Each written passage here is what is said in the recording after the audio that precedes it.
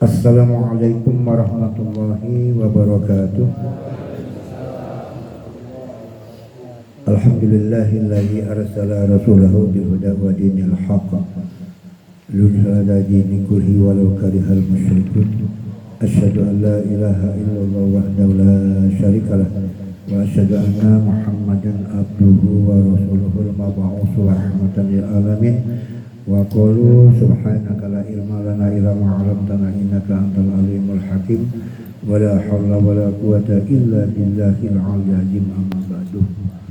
Wa qala Allah ta'ala fi kitabil karim la in syakartum la azidannakum wa la in kafartum inna azabi lasadid. Al-ayat. Ya al-mutahramin al-mukarramin, para ulama, alim, tokoh agama, para imam-imam musholah, hadirin ingkang kula mulyakaken. Wabil khusus ahinal kiram, Pak Ridwan keluarga besar, Pak Haji Timbul keluarga besar yang kami hormati. Wabil khusus ahinal kiram, para sesepuh, bini sepuh, pemangku ataupun pengurus pengajian Hidayatul Islam yang kami muliakan. Hadirin yang saya banggakan, puji syukur kita panjatkan kehadirat Allah Subhanahu wa taala atas limpahan rahmat serta hidayahnya, sehingga pada malam hari ini kita sekalian dapat berkumpul di kediamannya Bapak Ridwan dalam rangka untuk kegiatan rutin kita pengajian setiap malam Jumat sekaligus thalabul ilmi. Dan mudah-mudahan apa yang kita lakukan pada malam hari ini dapat dicatat oleh Allah sebagai amal ibadah kita. Amin. Salawat dan salam Allah senantiasa tercurahkan pada junjungan Nabi besar kita Muhammad sallallahu alaihi wasallam, yang mana senantiasa kita nanti-nantikan syafaatnya kelak di yaumil kiamat. Bapak-bapak hadirin, kami sampaikan sebagaimana biasanya pada malam hari ini kita lanjutkan tadabbur Quran kita. Pada malam hari ini kita akan membahas tentang surat Al-Hakumut Takasur atau At-Takasur. Bapak-bapak yang kami hormati, surat At-Takasur ini diturunkan oleh Allah di Mekah sejumlah 8 ayat. Maka dia dikatakan suratul Makkiyah. Nah, Bapak sekalian yang kami hormati, nanti kita lihat apa isi daripada surat Al-Takasur ini dan sekaligus asbabun nuzulnya. Kita baca terlebih dahulu, saya baca awal dan bapak-bapak mengikuti. Bismillahirrahmanirrahim. Monggo. Bismillahirrahmanirrahim. Al-Hakumut Takasur. Alhaakumut takasur hatta zurtumul maqabir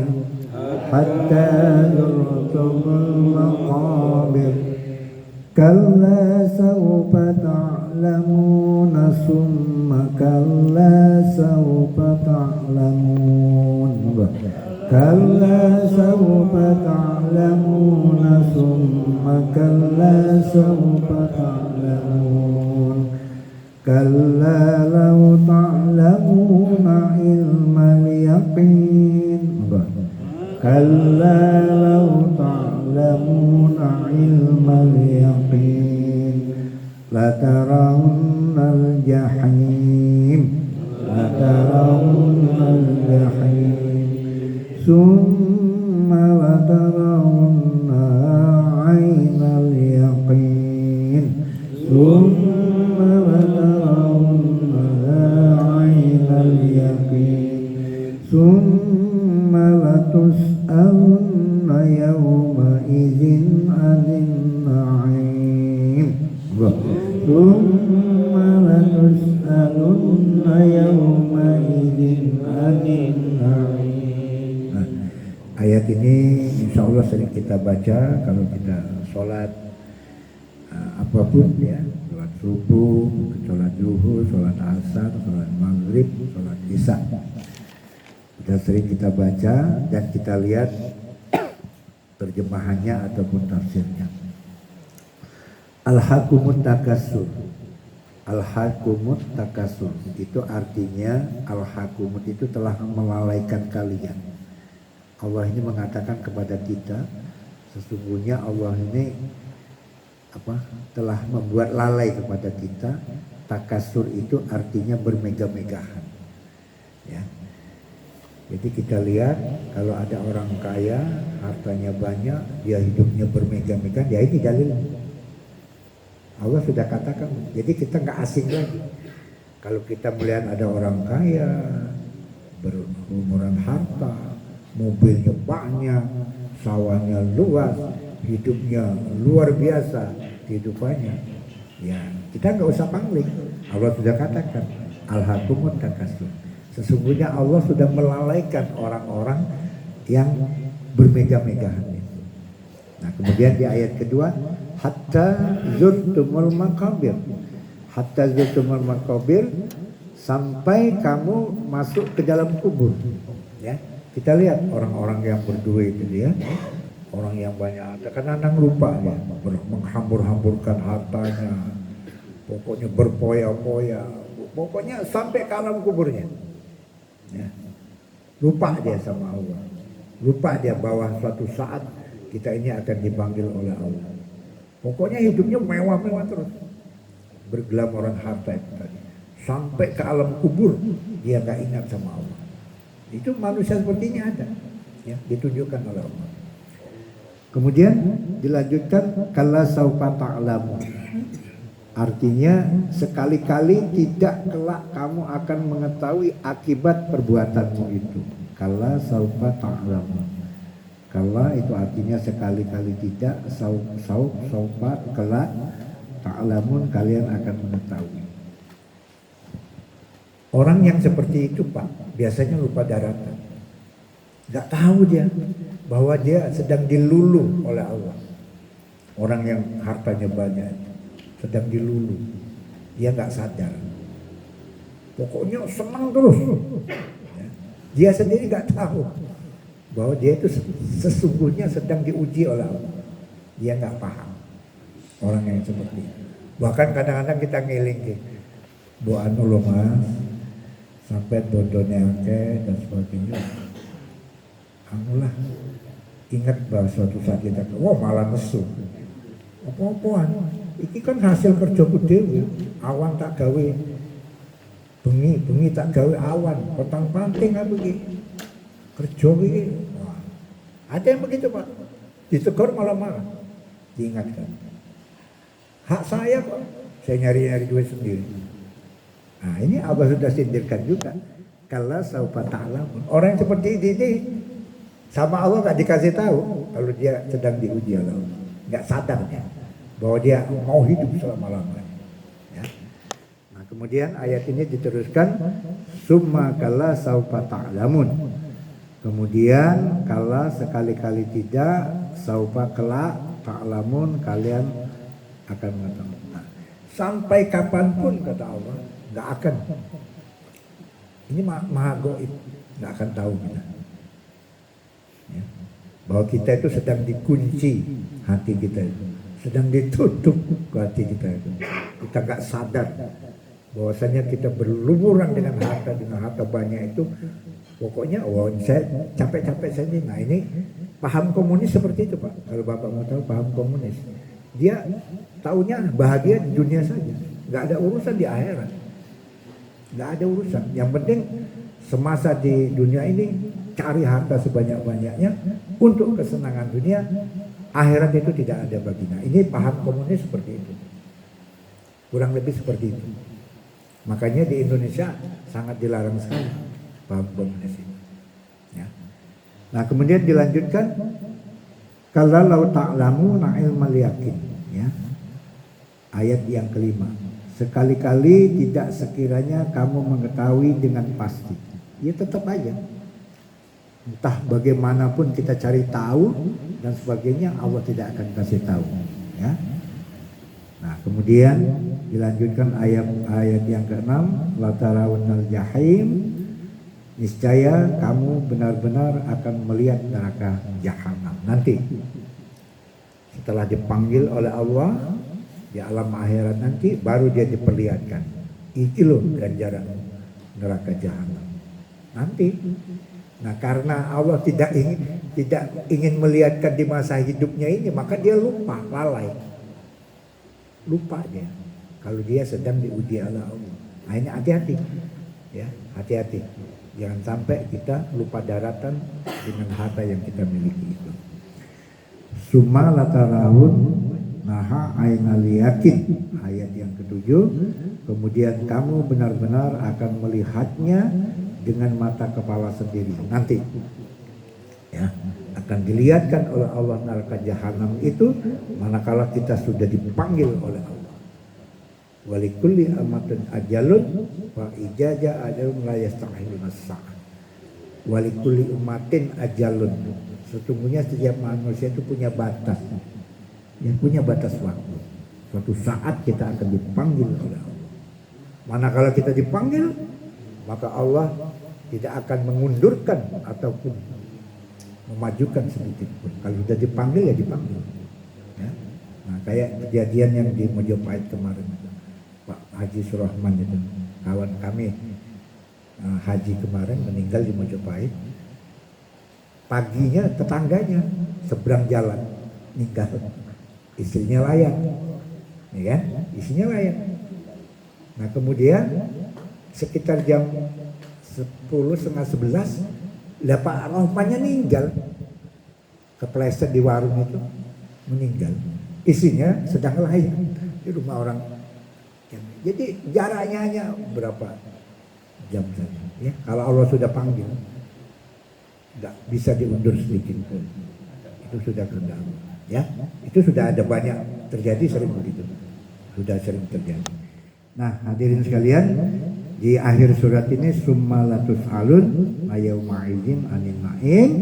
Kemudian kamu benar-benar akan ditanya pada hari itu tentang kenikmatan yang megah di dunia itu. Nah, jadi setelah kita meninggal dunia, disitulah Allah mulai tanya, dari mana hartamu, asal muasal hartamu, dan sebagainya. Dan sebagainya, banyak pertanyaan Allah. Ya, ditanya semua harta kita itu, nggak satu pun selip dari catatan Allah. Ditanya, dari mana kamu beli sawah dulu, dari mana dapat sawah, dari mana bangun rumah, dari mana, indah. Wow, udah nggak ada selip satu pun. Ya, setelah kita meninggal dunia itu akan dihisab oleh Allah. Nah, hadirin yang kami hormati, surat At-Takasur ini cukup berat. Ya.